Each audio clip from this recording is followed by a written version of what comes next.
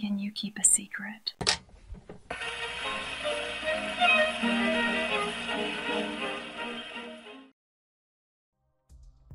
Chapter 22. The voyage came to an end. We landed and proceeded to Paris. I soon found that I had overtaxed my strength and that I must repose before I could continue my journey. My father's care and attentions were indefatigable, but he did not know the origin of my sufferings and saw erroneous methods to remedy the incurable ill. He wished me to seek amusement in society. I abhorred the face of man. Oh, not abhorred. They were my brethren, my fellow beings, and I felt attracted even to the most repulsive among them, as to the creature of an angelic nature and celestial mechanism. But I felt that I had no right to share their intercourse. I had unchained an enemy among them whose joy it was to shed their blood and to revel in their groans. How they would, each and all, abhor me and hunt me from this world, did they know my unhallowed acts and the crimes which had their source in me. My father yielded at length to my desire to avoid society, and strove by various arguments to banish my despair. Sometimes he thought that I felt deeply the degradation of being obliged to answer a charge of murder, and he endeavored to prove to me the futility of pride. "Alas, my father," said I, "how little do you know of me. Human beings, their feelings and passions would indeed be degraded if such a wretch as I felt pride. Justine, poor unhappy Justine, was as innocent as I, and she suffered the same charge. She died for it, and I am the cause of this. I murdered her. William, Justine, Henry, they all died by my hands." My father had often, during my imprisonment, heard me make the same assertion. When I thus accused myself, he sometimes seemed to desire an explanation, and at others he appeared to consider it as the offspring of delirium, and that, during my illness, some idea of this kind had presented itself to my imagination, the remembrance of which I preserved in my convalescence. I avoided explanation and maintained a continual silence concerning the wretch that I had created. I had a persuasion that I should be supposed mad, and this in itself would forever have changed my tongue. But besides, I could not bring myself to disclose a secret which would fill my hearer with consternation and make fear and unnatural horror the inmates of his breast. I checked, therefore, my impatient thirst for sympathy, and was silent when I would have given the world to have confided that fatal secret. Yet still, words like those I have recorded would burst uncontrollably from me. I could offer no explanation for them, but their truth in part relieved the burden of my mysterious woe. Upon this occasion my father said, with an expression of unbounded wonder, "My dearest Victor, what infatuation is this? My dear son, I entreat you never to make such an assertion again." "I am not mad," I cried energetically. "The sun in the heavens, who have viewed my operations, can bear witness of my truth. I am not the assassin of those most innocent victims. They died by my machinations. 1,000 times would I have shed my own blood, drop by drop, to have saved their lives. But I could not, my father. Indeed, I could not sacrifice the whole human race." The conclusion of this speech convinced my father that my ideas were deranged, and he instantly changed the subject of our conversation and endeavored to alter the course of my thoughts. He wished as much as possible to obliterate the memory of the scenes that had taken place in Ireland, and never alluded to them or suffered me to speak any of my misfortunes. As time passed away, I became more calm. Misery had her dwelling in my heart, but I had no longer talked in the same incoherent manner of my own crimes. Sufficient for me was the consciousness of them. By the uttermost self-violence, I curbed the imperious voice of the wretchedness, which sometimes desired to declare itself to the whole world, and my manners were calmer and more composed than they had ever been since my journey to the Sea of Ice. A few days before we left Paris on our way to Switzerland, I received the following letter from Elizabeth.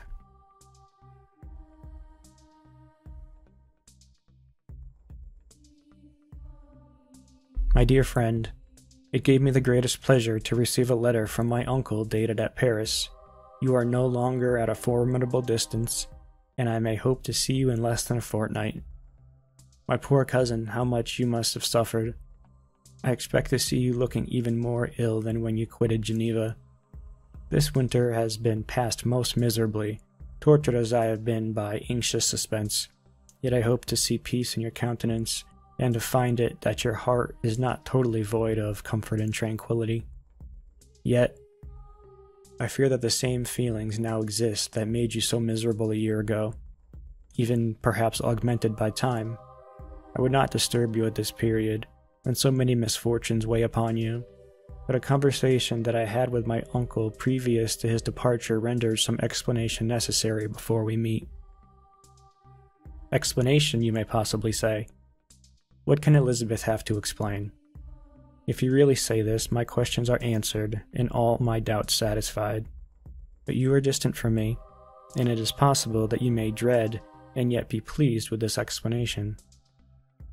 And in a profitability of this being the case, I dare not any longer postpone writing that, during your absence, I have often wished to express to you but have never had the courage to begin. You well know, Victor, that our union had been the favorite plan of your parents ever since our infancy. We were told this when young, and taught to look forward to it as an event that would certainly take place. We were affectionate playfellows during childhood, and I believe dear and valued friends to one another as we grew older. But as brother and sister often entertain a lively affection towards each other without desiring a more intimate union, may not such also be our case? Tell me, dearest Victor, answer me, I conjure you by our mutual happiness, the simple truth. Do you not love another? You have traveled, you have spent several years of your life in Ingolstadt, and I confess to you, my friend, that when I saw you last autumn so unhappy, flying to solitude from the society of every creature, I could not help supposing that you might regret our connection and believe yourself bound in honor to fulfill the wishes of your parents, although they oppose themselves to your inclinations. But this is false reasoning. I confess to you, my friend, that I love you, and that my airy dreams of futurity you have been my constant friend and companion. But it is your happiness I desire as well as my own when I declare to you that our marriage would render me eternally miserable unless it were to dictate your own free choice. Even now, I weep to think that borne down as you are by the cruelest misfortunes, you may stifle, by the word of honor, all hopes of that love and happiness which would alone restore you to yourself. I, who have so disinterested an affection for you, may increase your miseries tenfold by being an obstacle to your wishes. Oh, Victor, be assured that your cousin and playmate, too, has a sincere love for you, not to be made miserable by this supposition. Be happy, my friend, and if you obey me in this one request, remain satisfied that nothing on earth will have the power to interrupt my tranquility. Do not let this letter disturb you. Do not answer tomorrow, or the next day, or even until you come, if it will give you pain. My uncle will send me news of your health, and if I see but one smile on your lips when we meet, occasioned by this or any other exertion of mine, I shall need no other happiness. Signed, Elizabeth Lavenza.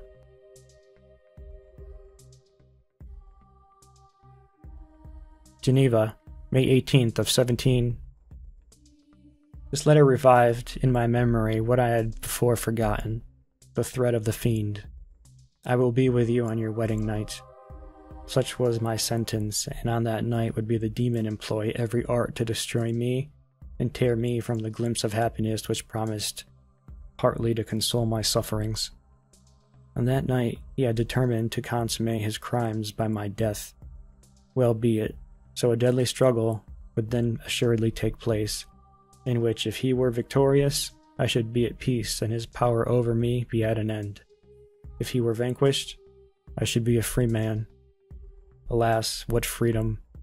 Such as the peasant enjoys when his family have been massacred before his eyes, his cottage burnt, his lands laid waste, and he is turned adrift, homeless, penniless and alone, but free? Such would be my liberty, except that in my Elizabeth I possessed a treasure, alas, balanced by those horrors of remorse and guilt which would pursue me until death. Sweet and beloved Elizabeth. I read and reread her letter, and some softened feelings stole into my heart and dared to whisper paradisiacal dreams of love and joy. But the apple was already eaten, and the angel's arm barred to drive me from all hope. Yet I would die to make her happy. If the monster executed his threat, death was inevitable. Yet again I considered whether my marriage would hasten my fate. My destruction might indeed arrive a few months sooner, but if my torturer should suspect that I postponed it, influenced by his menaces, he would surely find other and perhaps more dreadful means of revenge. He had vowed to be with me on my wedding night, yet he did not consider that threat as binding him to peace in the meantime, for as if to show me that he was not yet satiated with blood, he had murdered Clerval immediately after the enunciation of his threats. I resolved, therefore, that if my immediate union with my cousin would conduce either to hers or my father's happiness, my adversary's designs against my life should not retard it a single hour. In this state of mind I wrote to Elizabeth. The letter was calm and affectionate. "I fear, my beloved girl," I said, "little happiness remains for us on earth, yet all that I may one day enjoy is centered in you. Chase away your idle fears. To you alone do I consecrate my life and my endeavors for contentment. I have one secret, Elizabeth, a dreadful one. When revealed to you, it will chill your frame with horror, and then, far from being surprised at my misery, you will only wonder that I survive what I have endured. I will confide this tale of misery and terror to you the day after our marriage shall take place. For, my sweet cousin, there must be a perfect confidence between us. But until then, I conjure you, do not mention or allude to it. This I most earnestly entreat, and I know you will comply." In about a week after the arrival of Elizabeth's letter, we returned to Geneva. The sweet girl welcomed me with affection, yet tears were in her eyes as she beheld my emaciated frame and feverish cheeks. I saw a change in her also. She was thinner, had lost much of the heavenly vivacity that had before charmed me, but her gentleness and soft looks of compassion made her more a fit companion for one blasted and miserable as I was.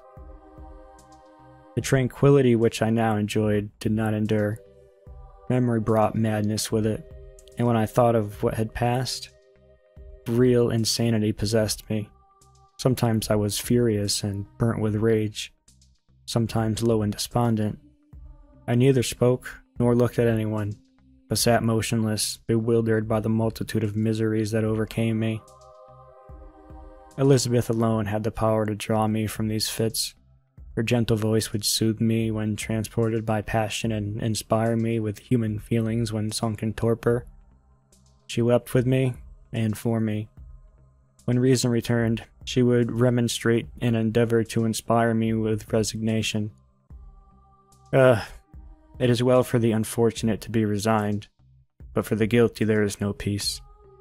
The agonies of remorse poison the luxury there is otherwise sometimes found in indulging the excess of grief. Soon after my arrival, my father spoke of my immediate marriage with Elizabeth. I remained silent. "Have you, then, some other attachment?" "None on earth. I love Elizabeth and look forward to our union with delight. Let the day, therefore, be fixed, and on it I will consecrate myself, in life or death, to the happiness of my cousin." My dear Victor, do not speak thus. Heavy misfortunes have befallen us, but let us only cling closer to what remains and transfer our love for those whom we have lost to those who yet live. Our circle will be small, but bound close by the ties of affection and mutual misfortune. And when time shall have softened your despair, new and dear objects of care will be born to replace those of whom we have been so cruelly deprived. Such were the lessons of my father, but to me the remembrance of the threat returned. Nor can you wonder that, omnipotent as the fiend had yet been in his deeds of blood, I should almost regard him as invincible, and that when he had pronounced the words, "I shall be with you on your wedding night," I should regard the threatened fate as unavoidable. But death was no evil to me if the loss of Elizabeth were balanced with it, and I therefore, with a contented and even cheerful countenance, agreed with my father that if my cousin would consent, the ceremony should take place in 10 days, and thus put, as I imagined, the seal to my fate. Great God! If for one instant I had thought what might be the hellish intention of my fiendish adversary, I would rather have banished myself forever from my native country and wandered a friendless outcast over the earth than have consented to this miserable marriage. But as if possessed by magic powers, the monster had blinded me to his real intentions, and when I thought that I had prepared only my own death, I hastened that of a far dearer victim. As the period fixed for our marriage drew nearer, whether from cowardice or prophetic feeling, I felt my heart sink within me. But I concealed my feelings by an appearance of hilarity that brought smiles and joy to the countenance of my father, but hardly received the ever-watchful and nicer eye of Elizabeth.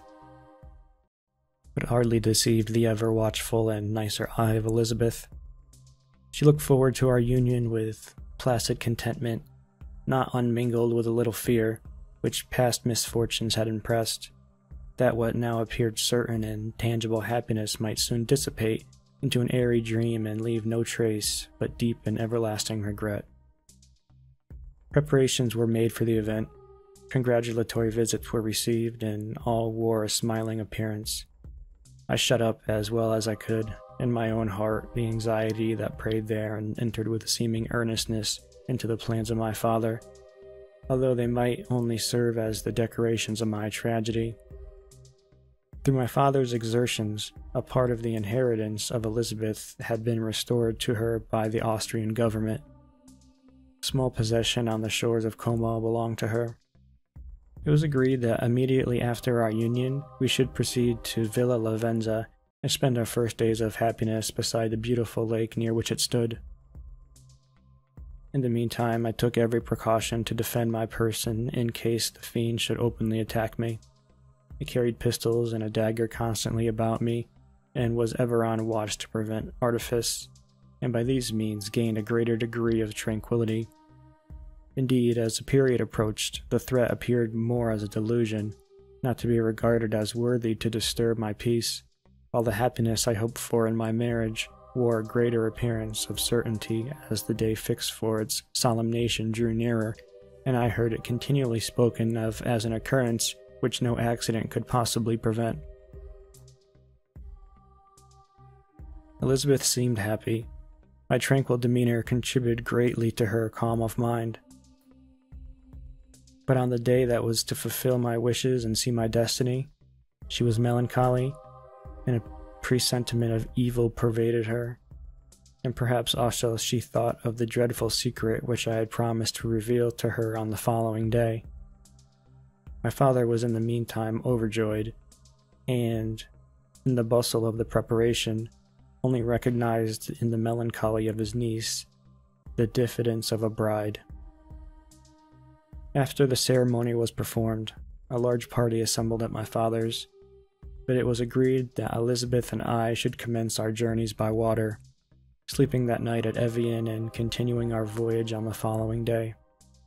The day was fair, the wind favorable, all smiled upon our nuptial embarkation. Those were the last moments of my life during which I enjoyed the feeling of happiness. We passed rapidly along. The sun was hot, but we were sheltered from its rays by a kind of canopy while we enjoyed beauty of the scene.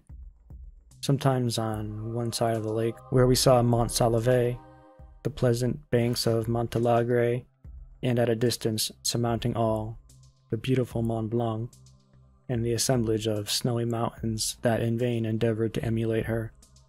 Sometimes coasting the opposite banks, we saw the mighty Jura opposing its dark side to the ambition that would quit its native country, and an almost insurmountable barrier to the invader who should wish to enslave it. I took the hand of Elizabeth, You are sorrowful, my love. Oh, if you knew what I have suffered and what I may yet endure, you would endeavor to let me taste the quiet and freedom from despair that this one day at least permits me to enjoy." "Be happy, my dear Victor," replied Elizabeth. "There is, I hope, nothing to distress you. And be assured that if a lively joy is not painted in my face, my heart is contented. Something whispers to me not to depend too much on the prospect that is open before us, but I will not listen to such a sinister voice. Observe how fast we move along, and how the clouds, which sometimes obscure and sometimes rise above the dome of Mont Blanc, render this scene of beauty still more interesting. Look also at the innumerable fish that are swimming in the clear waters, where we can distinguish every pebble that lies at the bottom. What a divine day! How happy and serene all nature appears." Thus Elizabeth endeavored to divert her thoughts and mind from all reflection upon melancholy subjects. But her temper was fluctuating. Joy for a few instants shone in her eyes, but it continually gave place to distraction and reverie. The sun sank lower in the heavens. We passed the river Drance, and observed its path through chasms of the higher and the glens of the lower hills. The Alps here come closer to the lake, and we approached the amphitheater of mountains which forms its eastern boundary. The spire of Evian shone under the woods that surrounded it, and the range of mountain above mountain by which it overhung. The wind, which had hitherto carried us along with amazing rapidity, sank at sunset to a light breeze. The soft air just ruffled the water and caused a pleasant motion among the trees as we approached the shore, from which it wafted the most delightful scent of flowers and hay. The sun sank beneath the horizon as we landed, and as I touched the shore, I felt those cares and fears revive, which soon were to clasp me and cling to me forever.